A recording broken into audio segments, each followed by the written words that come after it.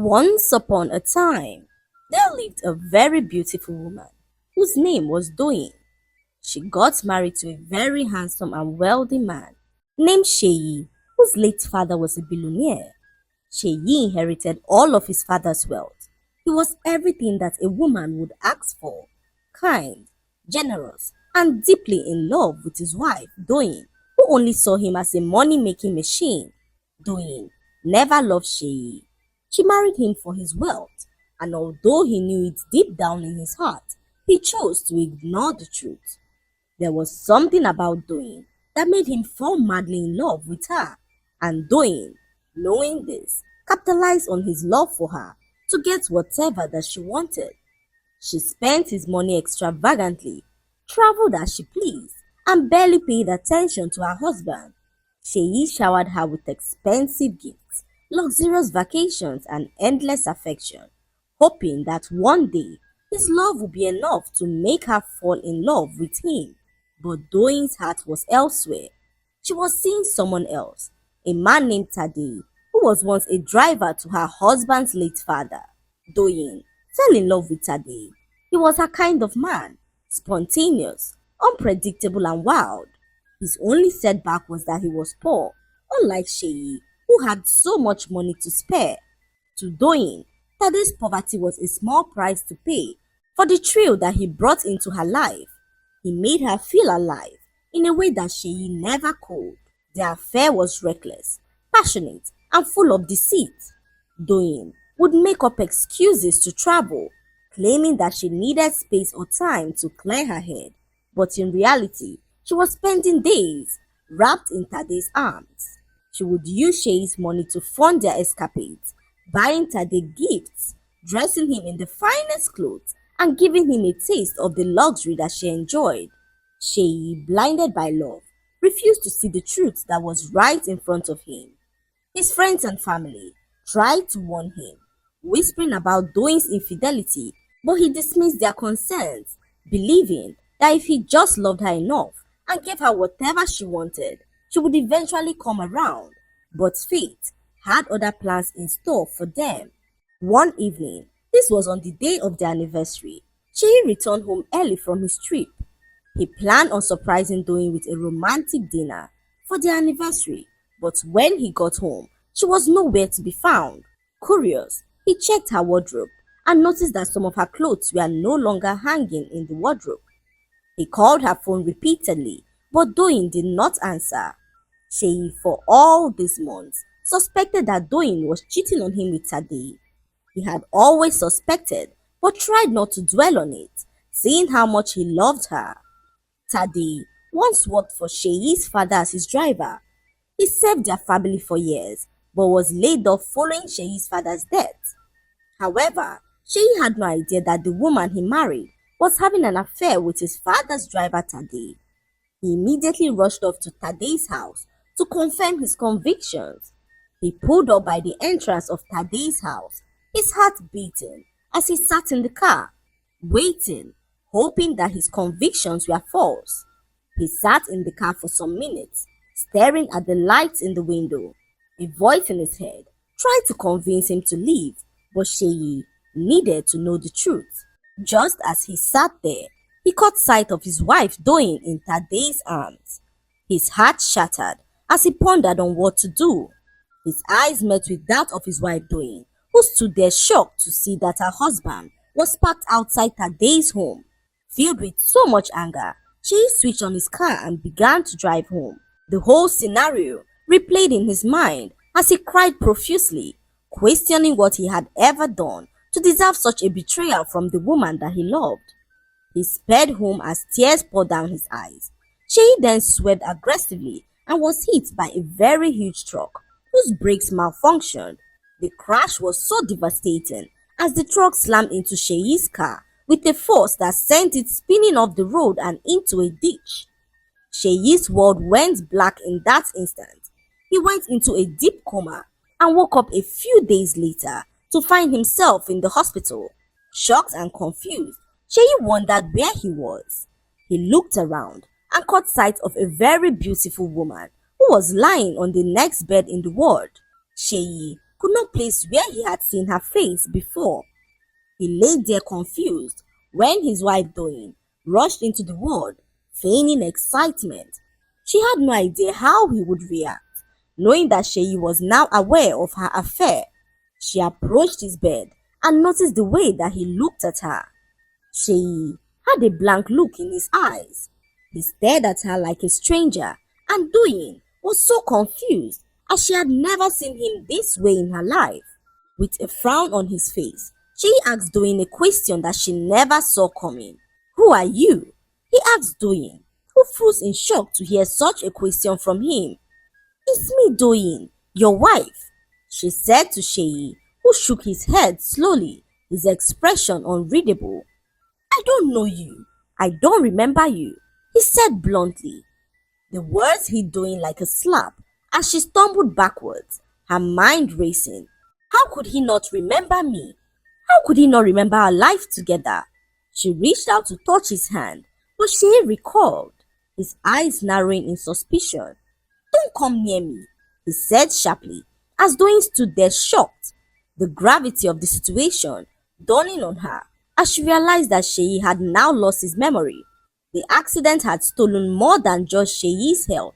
It had stolen his memories, his past, and the love that he had for her. But Doyin did not mind. She saw it as a blessing, knowing that she never loved him to start with. She was now at liberty to frolic with her lover Tade, whilst remaining married to Sheyi for his money. Doyin saw this as a win. She left the hospital with a strange sense of relief. To her, Sheyi's current condition was a blessing in disguise. He didn't remember her, their marriage, or even her betrayal. She was now at liberty to live her life as she pleased, free from the guilt of her past actions. Doyin maintained her luxurious lifestyle, funded by Sheyi's wealth, while secretly continuing her affair with Tade. Seeing the condition of her husband and the fact that Sheyi knew of her affair with Tade, Doyin had to secure her future. She could not risk losing everything once Sheyi regains his memory. So, while Sheyi was still in the hospital, Doyin sold off some of his valuables, including their wedding rings. She gave all of the proceeds to Tade, who promised to get a house for them in another city. Doyin knew that it was only a matter of time before her marriage to Sheyi ends. She decided to act fast to ensure that she secures some money for herself before Sheyi finally regains his memory. However, what she did not know was that life had a way of unraveling even the most carefully laid out plans. Sheyi remained in the hospital as his recovery was slow. He didn't remember Doyin or anything that had happened in the past. He was a blank slate, and the doctors advised Doyin to be patient with him. They even advised her on things that she could do to help him regain his memory, but Doyin had no intention of ever doing so. She didn't want his memory returned because if he ever remembered the truth, her life would fall apart. And so, Doyin continued her charade, playing the devoted wife in public whilst ripping Sheyi off of his wealth. She maintained the perfect balance, ensuring that Sheyi remained clueless while she enjoyed her double life with her lover Tade. Sheyi, however, made friends with a woman who was admitted on the same night that he was rushed to the hospital. Her name was Lola, and she was a warm-hearted, intelligent woman who had survived a terrible accident herself. Lola had been in a hit-and-run accident, and although she was recovering well, she still had visible scars from the ordeal. Unlike Doyin, who only saw Sheyi as a source of wealth, Lola treated him with genuine kindness. She spent time with Sheyi, trying to make him remember all that he had forgotten. Lola could not understand why his wife Doyin did what she did. She tried speaking to Doyin about Sheyi's condition, but Doyin warned her to mind her business. "What kind of a busybody are you, to poke nose into the business of my husband? Are you now his side chick, trying to push me to the corner to take my place?" Lola was taken aback by what Doyin said. She decided to keep her distance, but deep down, she knew that something was definitely wrong. There was a coldness in Doyin's eyes, an unnatural detachment that made Lola suspect that she had something up her sleeves. Doyin walked away from Lola and never looked back. She arrived at their mansion and decided to go into Sheyi's father's room, a room that she never dared to enter for all these years. Sheyi locked up his late father's room and warned her never to enter. Doyin could not resist the urge to see what was inside the room. She believed that the room was packed with valuables that could make her a fortune. So Doyin defied her husband's orders. She got the keys of the room from Sheyi's own room and went on to open the door. The dust hit her nose as she let out a very loud sneeze. Doyin walked into the room, which looked untouched from the last time that she was there. This was a few weeks before Sheyi's father gave up the ghost. He was extremely sick, and Doyin had come to check up on him. Their encounter on that fateful day was one that Doyin would never forget. Sheyi's father, Chief Bode, had his reservations about her. He never wanted Sheyi to get married to her, but Sheyi, blinded by his love for her, went against his father's wishes to marry her. Doyin could remember how Sheyi's father warned his son that he would only marry Doyin over his dead body, and true to his words, he died a few months before their wedding. Doyin was so glad that his father died. She knew he never liked her and could not imagine going against such a powerful man. She knew she was marrying Sheyi because of his money and knew that his father would never let that happen if he was alive. Doyin glanced around the room, searching for anything valuable. She caught sight of a box at the far end of the room. She rushed towards the box and realized that it was locked. She had never seen the box before and had the strong feeling that it held something valuable. She searched through the drawers and cabinets, hoping to find the key, and after several minutes of frantic searching, she finally found it tucked inside an old book in the cabinet. A wicked smile spread across her face as she unlocked the box. Inside, she found stacks of documents which seemed to draw her attention. Doyin's heart raced as she saw a folder that had her name clearly written on it. It was from a private investigator who Sheyi's father hired to look into her life before he died. With trembling hands, Doyin read through the document as her face drained of color. Sheyi's father had suspected her all along. He had ordered an investigation into her past before she even married Sheyi. The files contained proofs of her lies, her past life, and even her relationship with Tade, his driver. But what terrified her most was a final note, which sounded like a warning to her. If Doyin ever betrays my son, she will lose everything. A deep sinking feeling settled in her stomach. She rummaged through more documents, only to find that Sheyi's inheritance came with a clause stating that if Sheyi ever filed for divorce due to infidelity, or if he ever proved that Doyin was unfaithful, she would walk away with nothing, not a single penny. Doyin's hands shook violently as reality crashed down on her. She had been playing a dangerous game all along and was about losing everything that she thought that she had. Her mind raced as she thought of the day of the accident when Sheyi caught her in the arms of Tade. The thought of losing everything sent shivers down her spine as she thought of what to do. As she stood there in the room, she received a call from the hospital informing her that Sheyi had just regained his memory. Her entire body went numb as her phone nearly slipped from her hand. The words echoed in her head repeatedly that Sheyi had regained his memory. She called Tade immediately, informing him of Sheyi's recovery, and Tade advised her to take whatever that she could lay her hands on and meet him in his house so that they could elope together. "We have no time, Doyin. Hurry," he said as he hung up the phone. Doyin quickly grabbed everything that she could find: cash, jewelry, anything of value, as she stuffed it into a bag and headed straight to Tade's home. She drove like a mad woman through the busy traffic, her mind spinning with the weight of her downfall. She called him one more time to inform him of the items that she had in her possession, and Tade informed her that he was waiting. She arrived at Tade's house after what felt like an eternity and met the door slightly open. Doyin could feel that something was off. She hesitated for a moment before pushing the door open. Tade, she called repeatedly, and she wondered where he could have gone. She stepped into the house, scanning the entire place for Tade. The whole place looked scattered, like one which had just been abandoned. Her stomach twisted into knots as she rushed into the bedroom to confirm her fears. The wardrobe doors were open, with Tade's clothes all gone. No, no, no, she muttered, her voice rising in hysteria. She pulled out her phone and dialed his number repeatedly, but Tade did not answer the call. She left messages for him, and by the time she dialed his number again, the line was now switched off. Doyin could feel her breath quicken. She turned around, searching the room for any sign of where Tade could have gone. Just as she walked towards the center table, she came across a single sheet of paper on the table. Her hands trembled as she picked the paper up. At first, it seemed like a simple note, but as she began to read the contents, fear gripped her entire being. You are nothing but a walking corpse. Better go prepare for your death. Her blood ran cold as she read the warning over and over. Her fingers clutched the edges of the paper as her eyes caught sight of another document on the table. It was a medical report of Tade.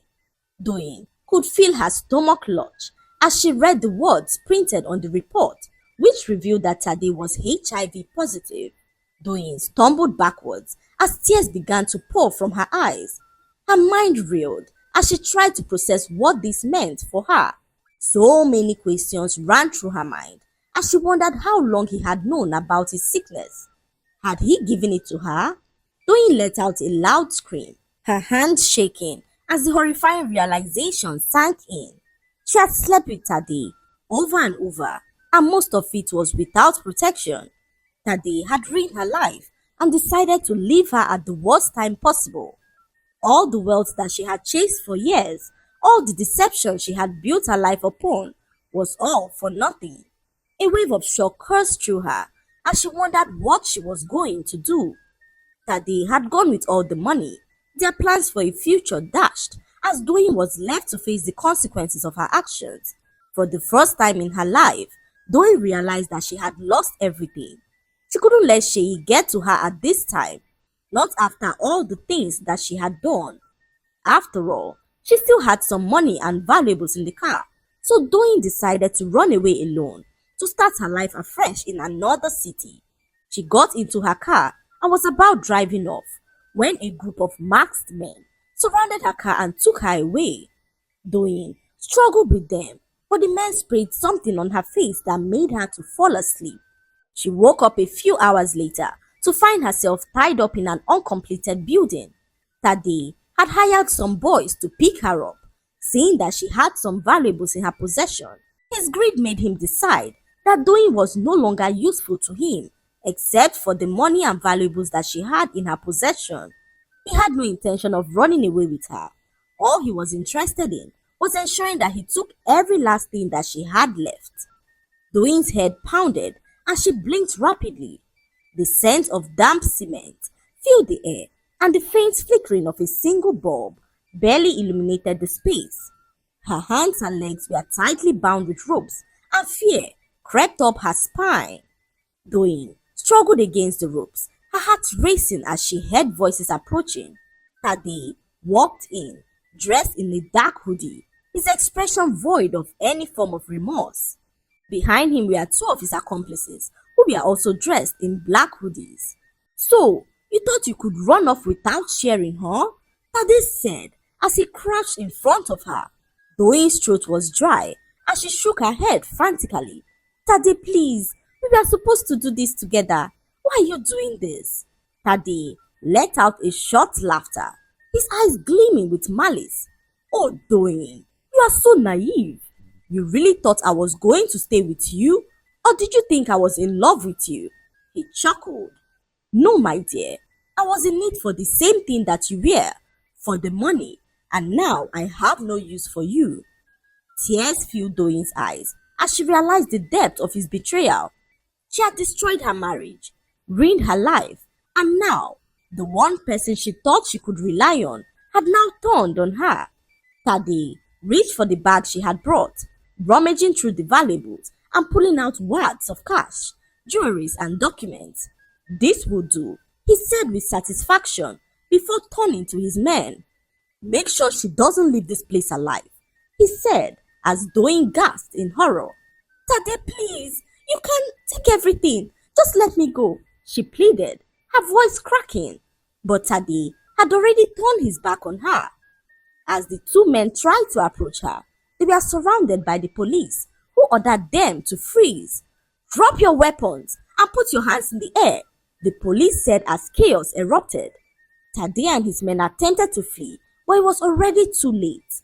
Armed officers swarmed into the building and tackled Tade and his men, who were all taken into custody. Doyin sat there shaking as an officer rushed to untie her. Her heart pounded in her chest as she realized that she had narrowly escaped death. As she was helped to her feet, she looked around in shock.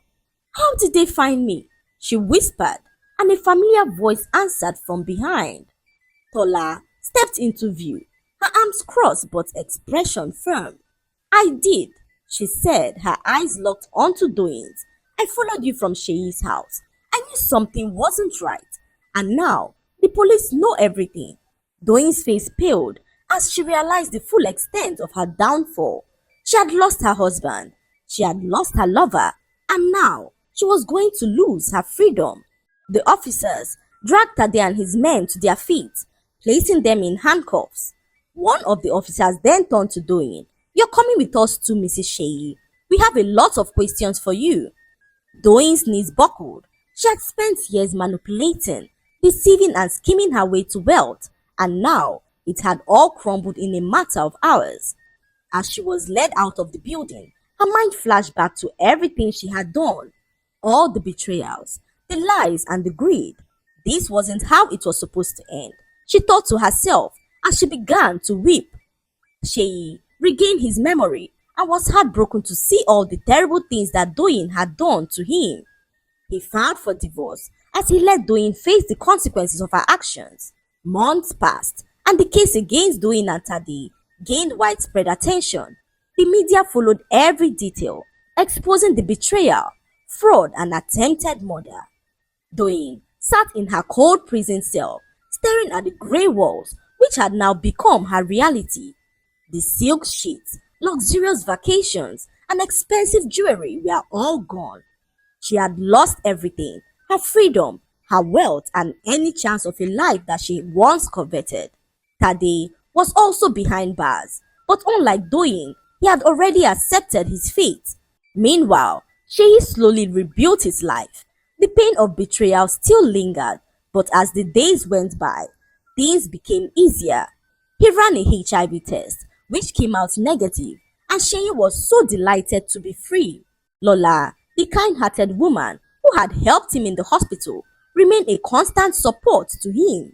They spent time together, and over time, what started out as friendship grew into something deeper. Sheyi finally asked Lola to marry him, and she agreed in a heartbeat. That was how Sheyi got married to a woman who not only reciprocated his love, but cherished and respected him in a way that Doyin never did. Their wedding was a small but beautiful event, surrounded by true friends and family who had stood by Sheyi through his darkest times. Lola was everything Doyin wasn't: kind, selfless, and devoted. She didn't care about his wealth, she cared about him, and for the first time in his life, Sheyi felt truly loved. The lesson to be learned from this story is that the love of money is the root of all evil. Greed is like trying to fill a bottomless pit, which can never be filled. Therefore, we should learn to appreciate whatever we have and be contented, because chasing after wealth at the expense of integrity, love, and loyalty will only lead to one's destruction. At the end of the day, true wealth is not measured by material possessions, but by the love, trust, and peace we have in our lives. I hope you enjoyed the story.